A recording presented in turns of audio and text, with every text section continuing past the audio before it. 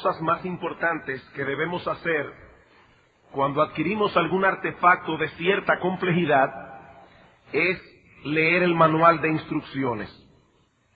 Usar algo que nosotros no conocemos sin leer el manual es arriesgarnos a cometer errores que pueden ser fatales, tanto para el buen uso del artefacto como su cuidado. Cuando se trata de algo barato, podemos reemplazarlo en caso de que se dañe. Pero hay algunas cosas que no se reemplazan fácilmente y hay otras que no se pueden reemplazar. Dentro de ese grupo de cosas irreemplazables, la más importante de todas es nuestra vida. Solo tenemos una vida para vivir. Si la malgastamos o la destruimos, ya no tendremos ninguna otra oportunidad de hacerlo de nuevo, mucho menos de echar atrás las consecuencias. Si hay algo que no debemos usar sin llevarnos cuidadosamente, punto por punto del manual de instrucciones, es nuestra vida. Ahora, existe ese manual. ¿Hay algún manual de instrucciones que enseñe al hombre cómo vivir en la complejidad y variedad de facetas que la vida tiene? Sí, porque el mismo Dios que nos creó también nos ha provisto su palabra escrita, y en ella nos ha revelado todo lo que necesitamos saber para glorificarle a Él y vivir una vida bienaventurada y dichosa. Los cristianos no solo tenemos la convicción de que la Biblia es la palabra de Dios, sino también que esta palabra es un manual completo y suficiente para tratar con las necesidades más profundas del alma humana y para llevar a cabo adecuadamente la vocación que Dios ha dado a cada uno. Esa ha sido la convicción del pueblo de Dios a través de los siglos. La Iglesia de Cristo ha sostenido con firmeza que nuestra fe descansa en una revelación que no tiene errores, pero que tampoco tiene desperdicios ni carencias. Si creemos que la Biblia es la palabra inspirada de Dios, es lógico pensar que ese libro debe ser suficiente para el cristiano.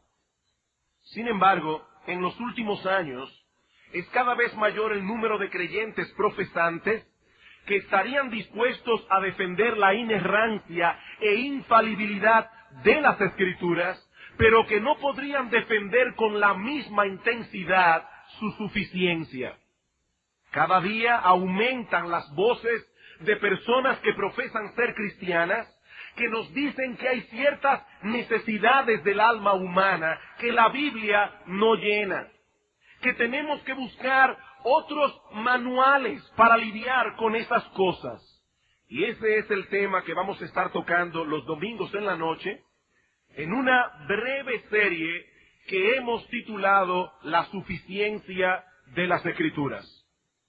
Hace unos años atrás enseñamos esta doctrina en la iglesia, pero los pastores hemos visto la necesidad de volver sobre este asunto una vez más. Esta es una enseñanza que debemos revisar como iglesia cada cierto tiempo, para que no nos movamos ni un milímetro en nuestra convicción de que la Biblia contiene todo lo que necesitamos como creyentes para glorificar a Dios y vivir una vida bienaventurada.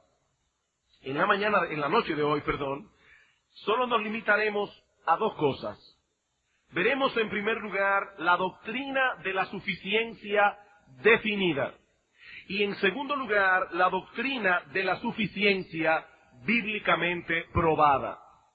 En los próximos domingos, y esta serie realmente no va a ser larga, quizás 3 sermones a lo más 4, vamos a ver cómo se aplica esta doctrina en diferentes áreas de la vida cristiana. Veamos entonces, hermanos, en primer lugar, la doctrina definida. Cuando nosotros declaramos la suficiencia de una cosa, estamos señalando que esa cosa cumple cabalmente un propósito determinado. Por lo tanto, cuando afirmamos que la palabra de Dios es suficiente, ahora debemos preguntarnos, ¿suficiente para qué? ¿Cuál es el propósito que la palabra de Dios cumple a plenitud? Nuestra confesión de fe, la Confesión de Fe de Londres, de 1689, responde esta pregunta con las siguientes palabras. La Santa Escritura es la única regla suficiente, segura e infalible de todo conocimiento, fe y obediencia salvadores. Repito, la Santa Escritura es la única regla que es suficiente, segura e infalible en cuanto a todo conocimiento, fe y obediencia salvadores. Todo lo que tiene que ver con el conocimiento que nos lleva a la salvación, todo lo que tiene que ver con nuestra fe y nuestra obediencia a Dios, ha sido revelado única y exclusivamente en las Sagradas Escrituras. En ella encontramos la única regla suficiente, segura e infalible de todo lo concerniente a nuestra salvación. Más adelante, en el párrafo 6 del mismo capítulo 1, dice la confesión: todo el consejo de Dios tocante a todas las cosas necesarias para su propia gloria, la salvación del hombre, la fe y la vida, está expresamente expuesto o necesariamente contenido en la Santa Escritura. No hay nada, hermanos, que sea necesario para nuestra salvación, para el desempeño de nuestra vida espiritual o nuestro desenvolvimiento en el mundo como hijos de Dios, que no se encuentre en la Biblia implícita o explícitamente. Vamos a poner un ejemplo. Pongamos como ejemplo a un ingeniero o a un arquitecto. La Biblia no es suficiente para enseñarle a un ingeniero o a un arquitecto cuántas varillas él debe colocar en las zapatas de un edificio o en una viga, porque la Biblia no es un libro de física ni es un libro de matemáticas. Ese no es el foco de su suficiencia. Ahora bien, todo lo que ese ingeniero o arquitecto necesita para la salvación de su alma o para lidiar con las presiones propias de su profesión o para tratar con honestidad a sus trabajadores y a sus contratistas o para el buen uso de sus ganancias, todos los principios que él necesita para glorificar a Dios en el desempeño de su vocación, como ingeniero, como esposo, como padre, como miembro de una iglesia, como ciudadano de una nación, todo lo que él necesita para esas cosas, él lo encuentra en la palabra de Dios. Él no necesita leer libros de expertos, él no necesita los psicólogos, él no necesita terapia para manejar las presiones que hay con las construcciones y porque el ebanista no entregó a tiempo, no. Todo lo que él necesita para glorificar a Dios en el desempeño de su profesión, él lo encuentra única y exclusivamente en la palabra de Dios.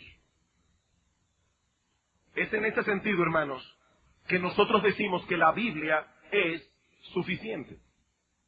Habiendo definido la doctrina, pasemos ahora en segundo lugar a probar bíblicamente nuestra aseveración. Ya vimos lo que dice la confesión de fe, pero la misma confesión de fe nos dice, miren a la Biblia. Entonces la pregunta es, ¿qué dice la Biblia acerca de eso? ¿Realmente la Biblia enseña lo que la confesión de fe declara? Son muchos los pasajes que podríamos citar aquí para probar nuestro punto, pero en esta noche nos limitaremos a dos textos claves de las Escrituras, uno del Antiguo Testamento y uno del Nuevo Testamento. Vayamos, hermanos, al Salmo 19. El Salmo 19 contiene dos divisiones naturales que son fáciles de distinguir. En los versículos 1 al 6, David nos habla de la revelación general de Dios, lo que Él revela al hombre a través de su creación. Los cielos cuentan la gloria de Dios, el firmamento anuncia la obra de sus manos, un día emite palabra, otro día, y una noche a otra noche declara sabiduría, etc. Luego, en los versículos 7 al 11, David nos habla de la revelación escrita de Dios, lo que podríamos llamar su revelación especial. Y aunque ambas provienen de Dios, y ambas llevan consigo impresa la marca gloriosa de su autor, es indudable que una de las dos revelaciones es más excelente que la otra. ¿Cuál es más excelente, la Biblia o la creación? David nos dice aquí que la Biblia es una revelación más excelente. Y hay 6 declaraciones aquí que revelan las excelencias de la palabra escrita de Dios y el efecto que esa palabra produce en la vida de aquellos que se apropian de esa palabra. En primer lugar, versículo 7, David nos dice que la ley de Jehová es perfecta, que convierte el alma. La palabra hebrea que se traduce como ley aquí es Torah, que significa instrucción o precepto. Proviene de un verbo hebreo que significa enseñar. Y por lo tanto, lo que la palabra ley enfatiza es la naturaleza didáctica de la palabra de Dios.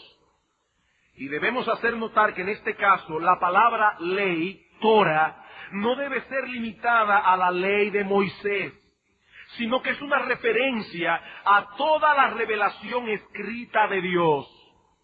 Como bien señala Barnes en su comentario de los Salmos, la palabra Torah incluye todo lo que Dios ha revelado para guiarnos y enseñarnos. ¿Y qué dice David acerca de esta revelación escrita de Dios que tenemos en las Escrituras? David señala que es perfecta. La ley de Jehová es perfecta. Y esta palabra hebrea podríamos traducirla también como completa, exhaustiva, suficiente. La idea es que cubre todos los aspectos de un asunto. Y una vez más, cito aquí al comentarista Barnes. El significado de perfecto es que no carece de nada para estar completa, nada para que pueda ser lo que ella debe ser. Es una revelación completa de verdad divina, es una regla completa de conducta. No hay nada allí que guíe a los hombres al error o al pecado. No hay nada que sea esencial para el hombre conocer que no pueda ser encontrado allí. Es en ese sentido que la ley del Señor es perfecta. Otro comentarista dice, esta ley es perfecta en el sentido de que mira todos los ángulos de tal manera que cubre todos los aspectos de la vida. La ley de Jehová es perfecta. ¿Y cuál es el efecto que produce esa palabra perfecta en nosotros? Dice David, convierte el alma, revive, restaura, transforma el alma, el hombre interior, hace que el hombre retorne o sea restaurado al lugar del cual se apartó por causa de su pecado. Alguien ha parafraseado el texto de este modo: la Escritura es tan poderosa y comprensiva, y la palabra comprensiva con H intercalada significa que cubre todos los aspectos. La palabra de Dios es tan poderosa y comprensiva que ésta puede convertir o transformar a la persona completa, cambiar a alguien para que llegue a ser la persona que Dios quiere que sea.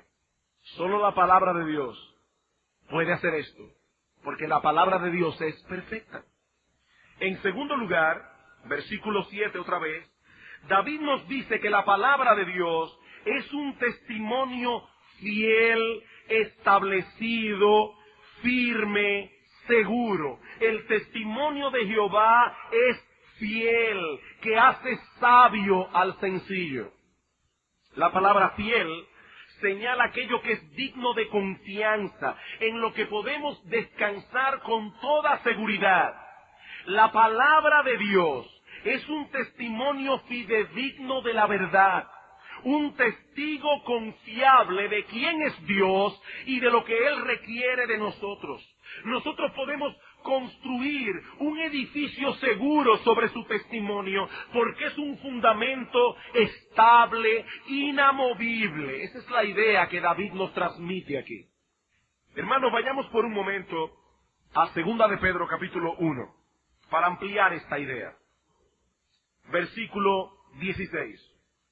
Dice el apóstol: porque no os hemos dado a conocer el poder y la venida de nuestro Señor Jesucristo, siguiendo fábulas artificiosas, sino como habiendo visto con nuestros propios ojos su majestad. Pues cuando Él recibió de Dios Padre honra y gloria, le fue enviada desde la magnífica gloria una voz que decía: este es mi Hijo amado en el cual tengo complacencia. Y nosotros oímos esta voz enviada del cielo cuando estábamos con Él en el Monte Santo. Pedro está compartiendo aquí con sus lectores la experiencia extraordinaria que él, Juan y Santiago tuvieron con Cristo en el monte de la transfiguración. La visión de la gloria del Señor, la voz que vino desde el cielo, la aparición de Moisés y Elías, la nube que los cubrió. Nosotros vimos con nuestros propios ojos la majestad del Señor. Sin embargo, noten ahora lo que Pedro dice en el versículo 19. Tenemos también la palabra profética más segura. ¿Más segura que qué? Más segura que su propio testimonio. Más segura que su propia experiencia, a la cual hacéis bien en estar atentos como a una antorcha que alumbra en lugar oscuro, hasta que el día esclarezca y el lucero de la mañana salga en vuestros corazones. La palabra de Dios, dice Pedro, se encuentra por encima de todo eso que nosotros los apóstoles experimentamos en el monte. Su testimonio es más seguro, es más convincente de la verdad de Dios que todo lo que pudimos haber experimentado en aquel día.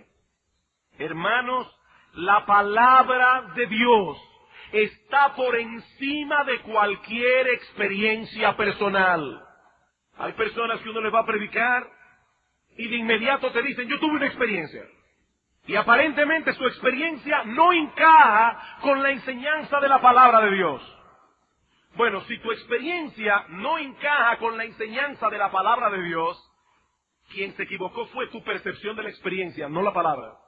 No la palabra de Dios. Pedro está diciendo allí: la palabra de Dios es un testimonio más confiable, más seguro que nuestra experiencia. ¿Por qué? Por lo que sigue diciendo Pedro en los versículos 20 al 21. Entendiendo primero esto, que ninguna profecía de la Escritura es de interpretación privada, porque nunca la profecía fue traída por voluntad humana, sino que los santos hombres de Dios hablaron siendo inspirados por el Espíritu Santo. Ninguna profecía de la Escritura es de interpretación privada. Esta palabra griega que aparece allí como interpretación puede ser traducida también como decisión o determinación. ¿Recuerdan ustedes, hermanos, en una ocasión que el apóstol Pablo estaba predicando en Éfeso y se armó un alboroto porque Demetrio, uno de los que hacía templecillos de Diana y los artífices de templecillos, se pusieron en contra de Pablo y se armó tal alboroto en la ciudad que tuvo que venir un hombre llamado Alejandro para calmar a la multitud? En Hechos capítulo 19, no lo tienen que buscar, en el versículo 39, para que lo busquen luego en sus casas, Alejandro les dice a la multitud: si ustedes tienen algún problema con este hombre, en legítima asamblea se puede decidir. Cuando la misma palabra griega, que en Hechos 19:39 se traduce como decidir, es la misma que aparece en 2 de Pedro capítulo 1 versículo 20. ¿Qué es lo que Pedro está diciendo aquí? Que ninguna profecía de las Escrituras surgió de la iniciativa o la decisión de los profetas. No fue que Isaías se sentó un día bajo un árbol, comenzó a pensar en el Mesías y escribió el capítulo 53. No, eso no fue su decisión. Eso no lo sacó él de su cabeza. Dios se los reveló por medio del Espíritu Santo. Ellos hablaron bajo la inspiración del Espíritu Santo. Por eso, mis hermanos, la palabra de Dios está por encima de cualquier experiencia humana. Muchas veces nosotros vemos lo que queremos ver. Y muchas veces interpretamos las cosas que vemos como las queremos interpretar. Las experiencias pueden engañarnos fácilmente, pero no la Escritura. No la Escritura. Lo que escribieron estos santos hombres fue el testimonio fidedigno de Dios. Y como tal, la palabra de Dios está por encima de cualquier experiencia, incluyendo la experiencia de los apóstoles. ¿Y cuál es el efecto que ese testimonio fiel, seguro, estable, produce en nosotros? Dice David, Salmo 19 otra vez, versículo 7, el testimonio de Jehová es fiel, que hace sabio al sencillo. Esta palabra que se traduce aquí como sencillo, es una palabra hebrea muy interesante. Significa una puerta abierta. Y señala en el texto a este tipo de individuo sin discernimiento, crédulo, que no sabe cuándo cerrar las puertas de su mente a las enseñanzas falsas y erróneas. Hay personas a las que usted le dice que la vaca vuelan, y sobre todo si eso salió en Discovery Channel y él lo cree. Es un simple, es una persona sencilla, es una persona que no tiene discernimiento. La palabra de Dios, dice David, puede tomar a un hombre así y volverlo sabio. Volver sabio al sencillo, competente para enfrentar con prudencia y sabiduría los embates de la vida. En el Salmo 119, los versículos 98 en adelante, dice el salmista: me has hecho más sabio que mis enemigos con tus mandamientos, porque siempre están conmigo. Más que todos mis enseñadores he entendido, porque tus testimonios son mi meditación. Más que los viejos he entendido, porque he guardado tus mandamientos. Más sabio que sus enemigos, más sabio que sus maestros, más sabios que los viejos. ¿Por qué? Porque él se lleva de la palabra de Dios, que hace sabio al sencillo. En tercer lugar, David dice de la Escritura en el versículo 8, los mandamientos de Jehová son rectos, que alegran el corazón. La palabra de Dios es el mapa que debemos seguir para no salirnos de ruta. No solo alumbra el camino, como dice el salmista en otro lugar, sino que también nos traza el camino, la senda por donde debemos andar.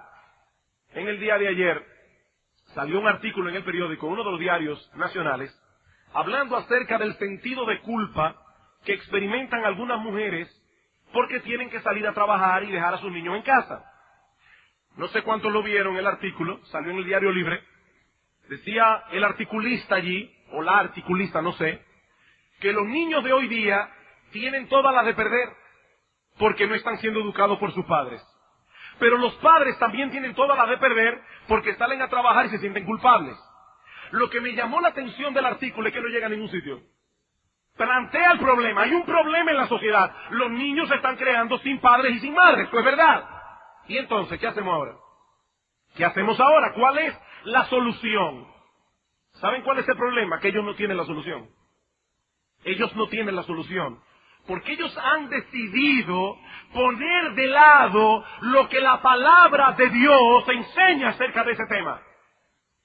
Y es muy triste y penoso que muchos en la iglesia de Cristo están comprando las mentiras del mundo en ese sentido, dejando también de lado la palabra de Dios.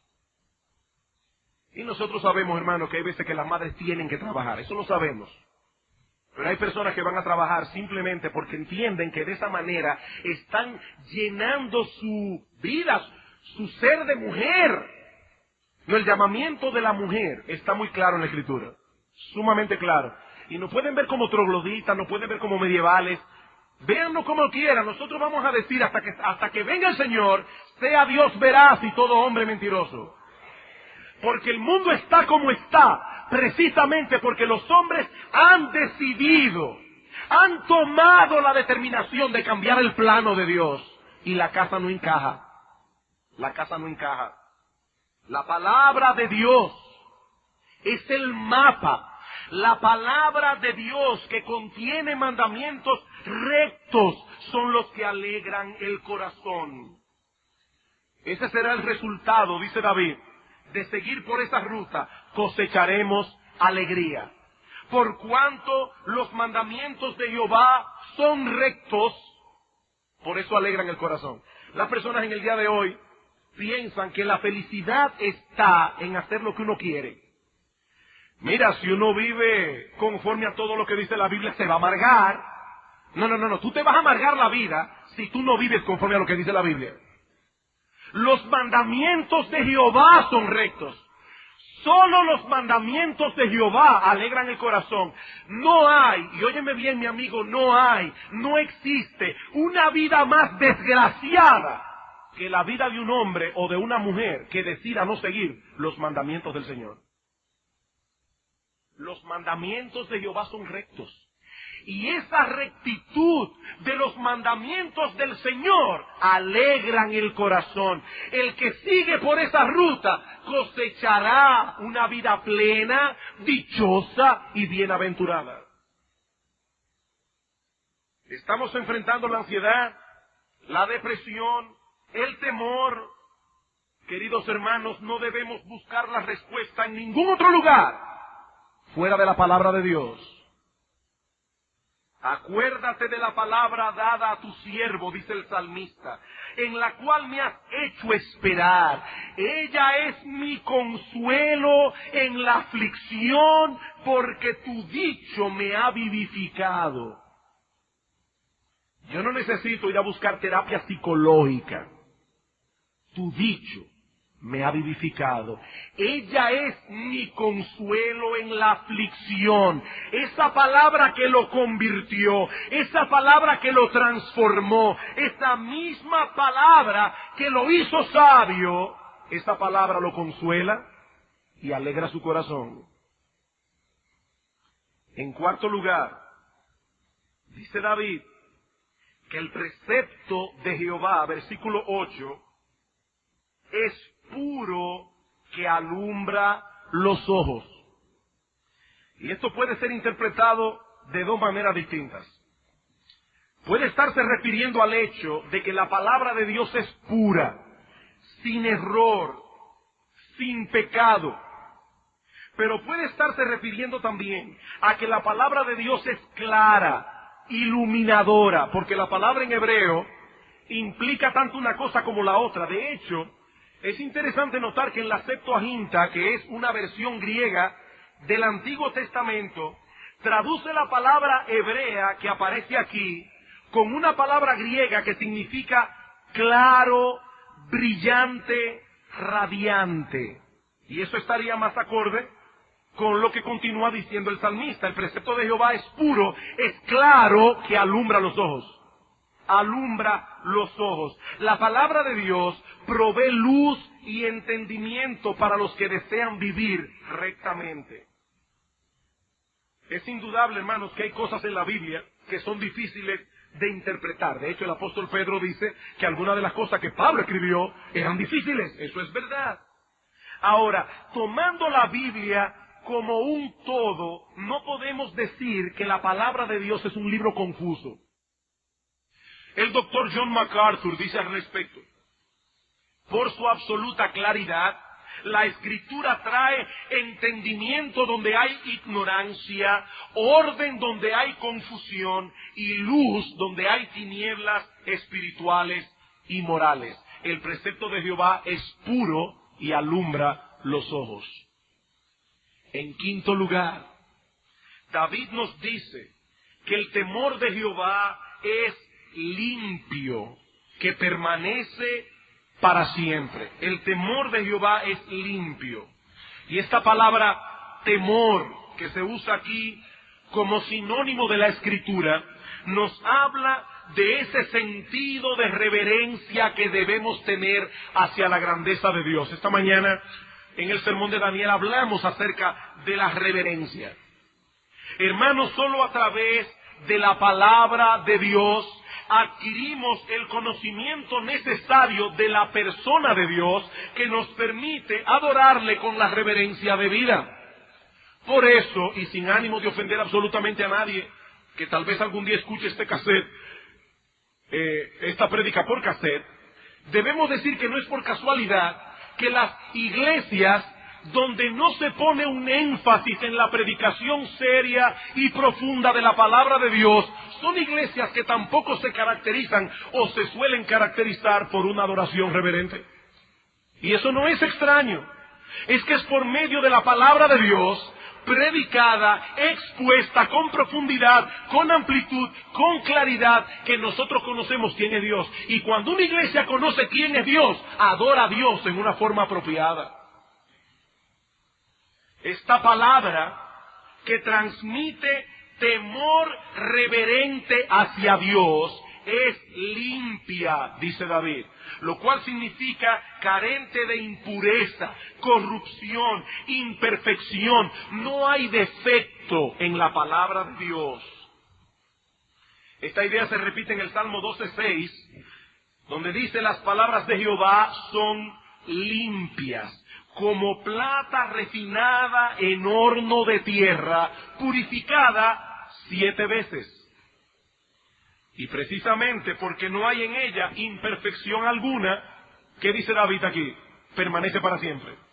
El temor de Jehová es limpio, que permanece para siempre. ¿Y por qué permanece para siempre? O porque solo podemos modificar o cambiar aquello que es imperfecto. Yo solo puedo mejorar algo que no es perfecto, pero la Escritura, mis hermanos, no puede ser mejorada, la Escritura no puede ser actualizada. Sus verdades son relevantes para toda generación, para toda cultura, porque nuestro Dios, el que las inspiró, es eterno, omnisciente e inmutable. Por eso, mis hermanos, el cielo y la tierra pasarán, dice el Señor, pero mis palabras nunca pasarán. Y estamos en el siglo 2003 y todavía estamos aquí predicando la palabra de Dios. Permanece para siempre. Algunas personas nos dicen hoy: mira, pero si tú te llevas de lo que dice la Biblia, esto es un libro arcaico. No, este es un libro perenne. Este es un libro que no pasa de moda. Este es un libro que nunca pierde actualidad.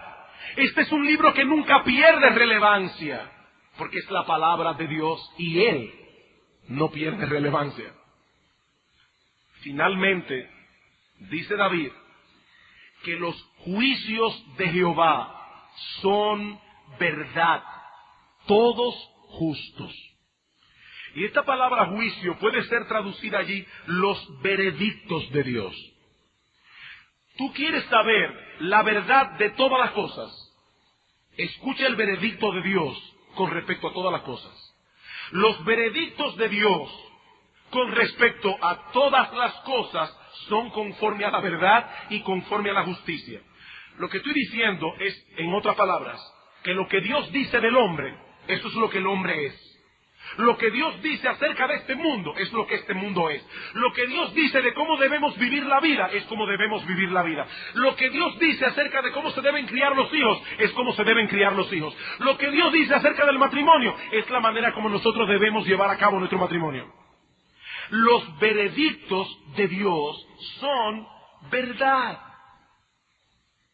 Sin la palabra de Dios no podríamos descubrir la verdad de las cosas que realmente importan. Nuestro origen, el propósito de la vida, cómo debemos vivir, cómo podemos conocer a Dios, cómo podemos relacionarnos con Dios, cómo podemos salvar nuestras almas inmortales. Todo queda en tinieblas cuando echamos a un lado lo que Dios dice en su palabra acerca de todas esas cosas. Por eso David concluye diciendo en el versículo 10, deseables son más que el oro, y más que mucho oro afinado, y dulces más que miel, y que la que destila del panal. Hermanos queridos, ustedes no tienen, nosotros no tenemos ninguna posesión que sea más valiosa que la Biblia. Piensa en todo lo que tú tienes, sea rico, sea pobre, sea multimillonario, sea muy pobre. Tú no tienes absolutamente nada que sea más valioso que la palabra de Dios. Dice David, si me ponen a escoger entre mucho oro y mucho oro afinado y la palabra de Dios, yo no tengo dudas, la palabra de Dios. La palabra de Dios. Ella es deseable más que el oro. La palabra de Dios es infinitamente más preciosa que cualquier teoría o filosofía que el mundo pueda proveer. Capaz de llenar hasta la saciedad cada una de nuestras necesidades. Es por eso que David dice en el versículo 11, tu siervo es además amonestado con ellos con tus dichos, en guardarlos hay grande galardón. Grande galardón. ¿Recuerdan ustedes la historia del trencito feliz? Un cuento para niños. Había un trencito que era feliz. Él iba por sus rieles todos los días, hacía la vuelta que le tocaba dar. Pero un día el trencito comenzó a ver los animales del bosque saltando libremente. Y este trencito, que era feliz, de repente comenzó a anhelar vivir de otro modo. Yo siempre por este mismo riel, siempre dando la misma vuelta, siempre por el mismo camino, me cansé. En la próxima curva me bajo. Así que cuando iba llegando a la próxima curva, el trencito feliz saltó. ¿Y qué pasó? Que se quedó enchivado. Porque ese trencito no fue diseñado para saltar como los animales del bosque. Ese trencito fue diseñado para correr sobre un riel. Mis amados hermanos, nosotros los hombres fuimos creados por Dios para caminar sobre un riel. Te sales del riel y te enchivas. Te sales del riel y te enchivas. Solo la palabra de Dios, en guardarla, hay grande galardón. ¿Y cuál es el galardón? Una vida que glorifique a Dios y plena, feliz y bienaventurada. Por eso cuando Josué estaba a punto de conquistar la tierra de Canaán, Dios le dice, nunca se apartará de tu boca este libro de la ley, sino que de día y de noche meditarás en él, para que guardes y hagas conforme a todo lo que en él está escrito, porque entonces harás prosperar tu camino y todo te saldrá bien. No te salga del riel, mi hermano, que te vas a enchivar. Te vas a enchivar. El segundo texto de la palabra de Dios, que veremos mucho más brevemente, se encuentra en el Nuevo Testamento. Segunda a Timoteo,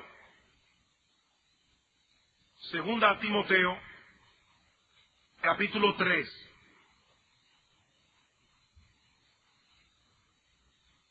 Segunda a Timoteo, capítulo 3, versículo 14. Pero persiste tú en lo que has aprendido y te persuadiste sabiendo de quién has aprendido, y que desde la niñez has sabido las sagradas escrituras, las cuales te pueden hacer sabio para la salvación por la fe que es en Cristo Jesús. Toda la escritura es inspirada por Dios y útil para enseñar, para redarguir, para corregir, para instruir en justicia, a fin de que el hombre de Dios sea perfecto, enteramente preparado para toda buena obra. Hay tres declaraciones aquí a las que deseo llamar brevemente vuestra atención. En primer lugar, Pablo dice a Timoteo en el versículo 15 que la Escritura es capaz de proveer aquella sabiduría que guía a la salvación.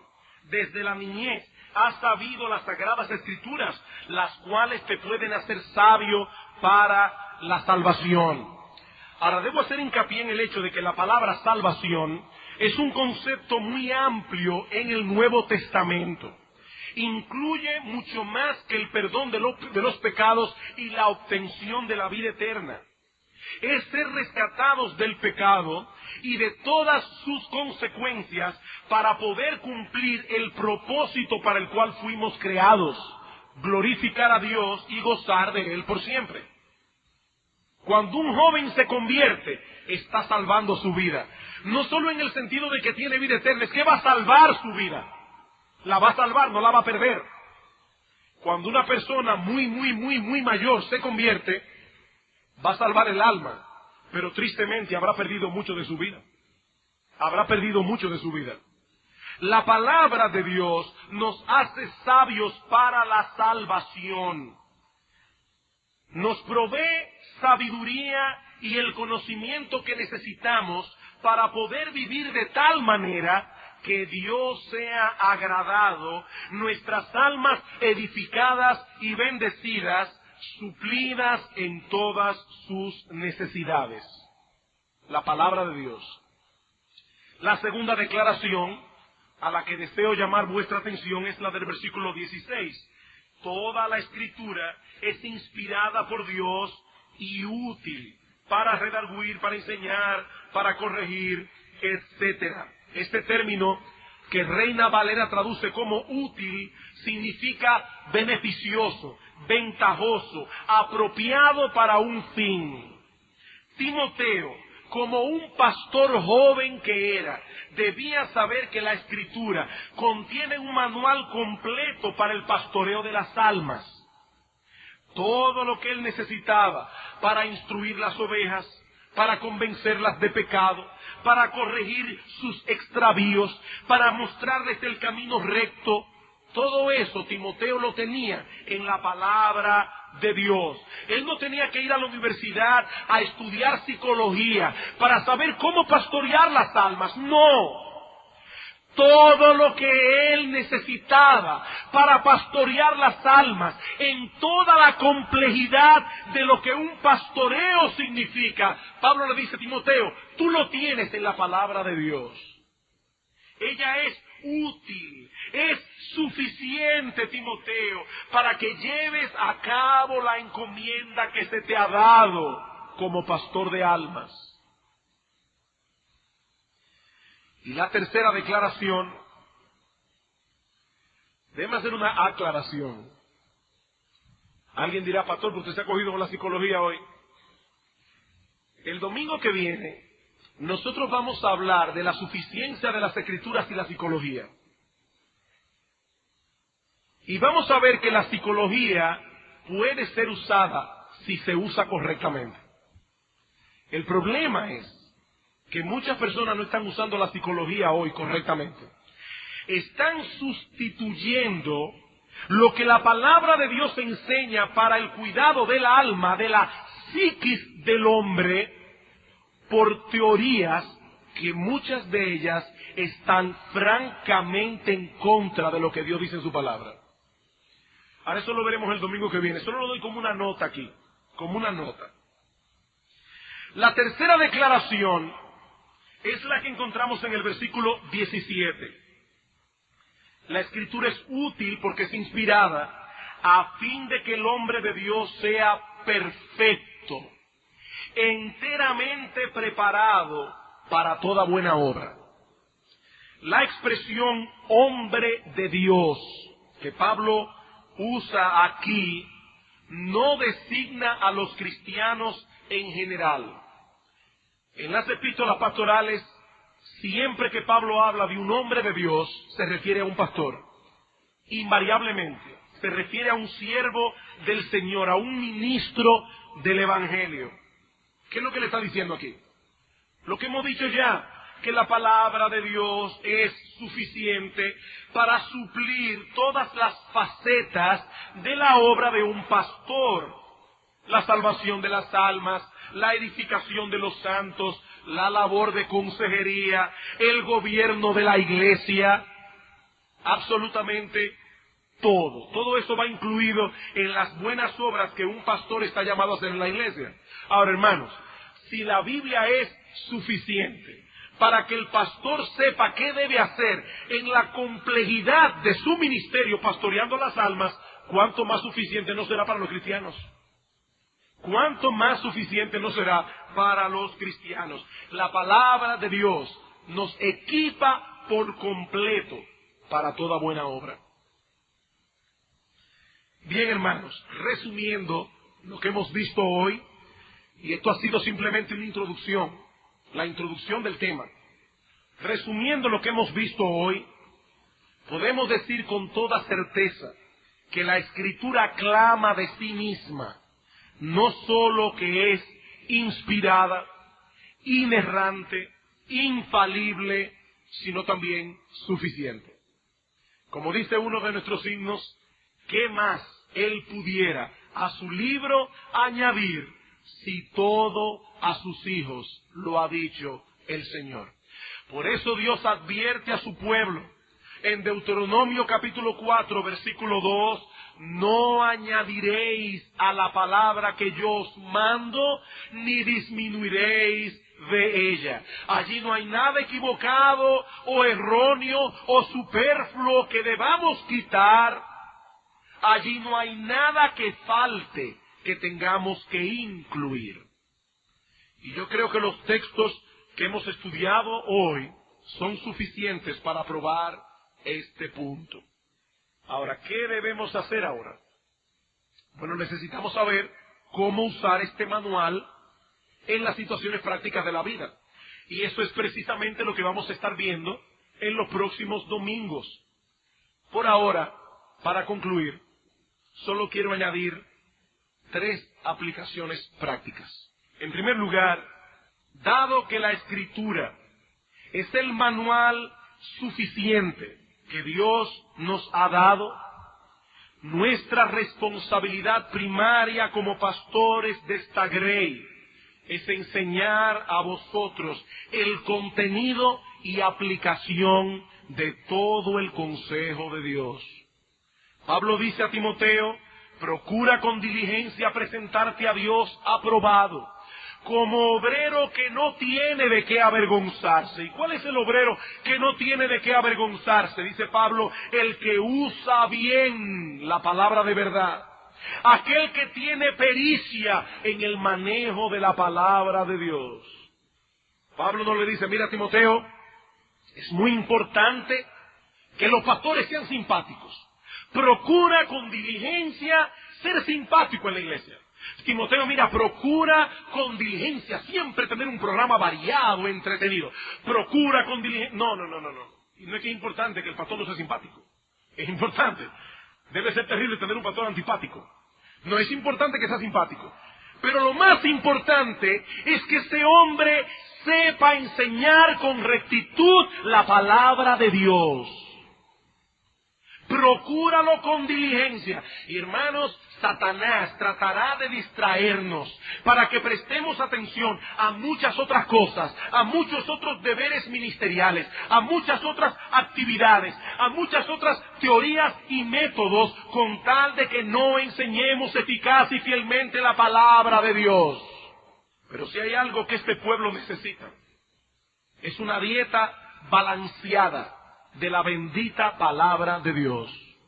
Por eso la predicación de la palabra debe ocupar un lugar central en nuestro culto de adoración. Y hermanos, esto es importante porque muchos de ustedes tienen contacto con otros ministerios. Y es probable que algunos de esos ministerios no pongan tanto énfasis en la predicación de la palabra de Dios, sino en otras cosas. Y es probable, mi hermano, que tú te puedas confundir en un momento dado.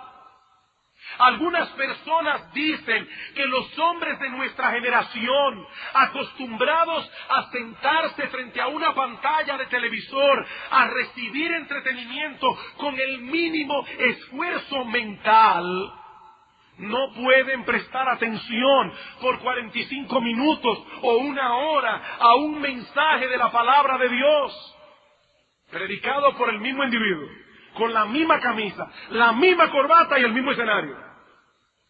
La televisión es muy dinámica. Y ahora por eso hay pastores que han decidido hacer talk show en la iglesia. Talk show. Vamos a hablar ahora, fuera con el púlpito. ¿Qué sugieren estos nuevos ideólogos eclesiásticos? Hacer el culto más entretenido y sobre todo reducir el tiempo de la predicación. Queridos hermanos, Dios, el Dios del cielo, ha decretado que las almas se salvarán por la locura de la predicación. Las almas de los santos se edificarán por la locura de la predicación. Si los impíos, los incrédulos, no se convierten por la locura de la predicación, no se convertirán de ningún modo. Podemos atraer a mucha gente a nuestros cultos por medio de un programa variado y entretenido, pero no los atraeremos a Jesucristo. No los atraeremos a la fe y al arrepentimiento. El Evangelio es poder de Dios para salvación. El Evangelio. Si los perdidos no vienen a Cristo por medio de la predicación del Evangelio, tal vez vendrán a la iglesia, hasta se harán miembros y estarán sumamente activos por todas las actividades interesantes que tiene la iglesia, pero no está convertido y se irá al infierno cuando muera. Los perdidos se salvarán por la locura de la predicación. Hermanos amados, si Cristo no viene pronto, y los 6 pastores de esta iglesia pasamos a la presencia del Señor, hablo a los jóvenes que están aquí, que Iglesia Bíblica del Señor Jesucristo no ceda ni un milímetro a los que nos están diciendo esas voces en el día de hoy y continúe predicando la bendita palabra de Dios hasta que nosotros presentemos esta iglesia a Cristo como una virgen pura en su venida. Nuestro llamamiento primordial como pastores es poder llegar a decir como Pablo: estoy limpio de la sangre de todos vosotros, porque yo no he rehuido anunciarles todo el consejo de Dios. Spurgeon decía, porque ya en sus días se hablaba de hacer el culto más entretenido, y Spurgeon decía: mi llamamiento como pastor es alimentar ovejas, no entretener cabras, es alimentar ovejas. Por eso cuando hubo problemas en la iglesia de Jerusalén, porque las viudas de los griegos estaban quejándose de la desatención que no les daba en la repartición de alimentos, los apóstoles no permitieron que ni aun una labor tan loable como cuidar a las viudas los apartara de estudiar la palabra para predicarla fielmente. Y dijeron: no es justo, no es apropiado que nosotros dejemos la palabra de Dios para servir a las mesas. Y para eso instituyeron a los diáconos. Nosotros, dicen los apóstoles, persistiremos en la oración y la predicación de la palabra. La oración y la predicación de la palabra. En segundo lugar, así como los pastores tenemos la obligación de enseñar la palabra de Dios, cada creyente tiene un deber individual delante de Dios en cuanto al estudio y aplicación de las Escrituras. Es deber nuestro, hermanos, apartar un tiempo diario y específico para el estudio sistemático y ordenado de la palabra de Dios. Es deber nuestro como cabeza de familia no solo exponer a nuestros hijos a la Escritura en el devocional familiar, sino también crear en ellos sed por la palabra tan pronto ellos aprenden a leer. Es deber nuestro estar aquí en la iglesia con un corazón preparado, con un oído abierto para escuchar ese alimento que los pastores han preparado. La palabra de Cristo debe morar abundantemente en nosotros, dice Pablo en Colosenses 3:16. Y por último, si la palabra de Dios es un manual de vida completo y suficiente, no solo debemos conocer ese manual cada vez mejor, sino también ponerlo en práctica. Hermanos, el asunto no consiste en que nosotros podamos repetir fielmente lo que la Biblia enseña acerca de la soberanía de Dios. El asunto consiste en aplicar esta doctrina en nuestra vida diaria, sobre todo cuando nos encontramos en medio de circunstancias difíciles. ¿De qué sirve conocer en detalle todo lo que dice Mateo 18 sobre la solución de conflicto? Si tu hermano peca contra ti, ve y repréndele estando tú y él solo. Si no te oye, ustedes conocen el texto. ¿De qué sirve, hermanos, conocer ese pasaje en todos sus detalles si cada vez que tenemos un problema con alguien nos vamos a chismear con otras personas? ¿De qué sirve conocer lo que dice el manual si cuando tenemos un problema y un conflicto con otro hermano no aplicamos el manual?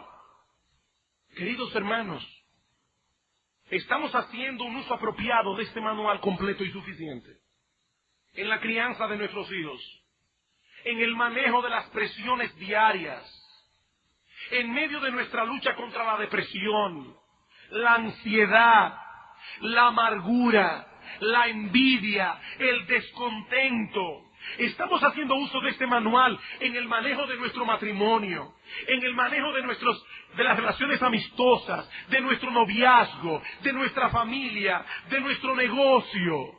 Estamos haciendo uso de este manual. La semana próxima, si el Señor lo permite, vamos a ampliar este punto. Solo quiero citar estas palabras de Moisés.